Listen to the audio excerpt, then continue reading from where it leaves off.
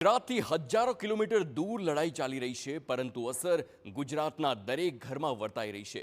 Hotel રેસ્ટોરન્ટમાં તો હવે બીજા વિકલ્પો શરૂ થઈ ગયા છે।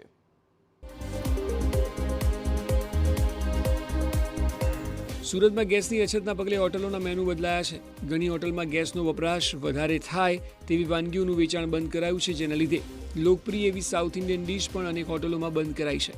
હોટલ સંચાલકોનું માનવું છે કે ઢોસા, ઇડલી જેવી વાનગીઓમાં ગેસનો વધારે પ્રમાણમાં ઉપયોગ થતો હોય છે।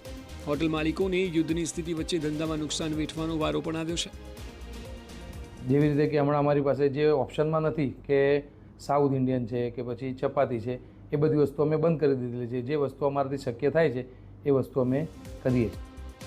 બીજી તરફ જૂનાગઢમાં ઢાબા માલિકો ચૂલા પર રસોઈ કરતા થયા છે। જૂનાગઢના ઝાંઝરડા રોડ પર 50થી વધુ હોસ્પિટલો આવેલી છે, જેમાં દાખલ દર્દીઓના સગાવાલા ઢાબામાં જમવા આવતા હોય છે। પરંતુ હવે ગેસની અછત વચ્ચે દરરોજ 500થી 700 જેટલા લોકોનું જમવાનું ચૂલા પર બનાવાઈ રહ્યું છે। આખા દિવસની અંદરમાં 4 થી 5 ગેસ બોટલ જોતી હોય છે, પણ તેની અછત સર્જાય છે તો અમે અમારી પૂર્વ તૈયારી એક દેશી ચૂલા ટાઈપ કરી છે અને અમે અમારી તૈયારી રાખી છે। ગામડામાં રહેતા લોકો દેશી પદ્ધતિથી ચૂલા પર જમવાનું બનાવી શકે છે, પરંતુ શહેરમાં રહેતો માણસ દેશી પદ્ધતિ કેવી રીતે અપનાવે તે પણ સવાલ છે।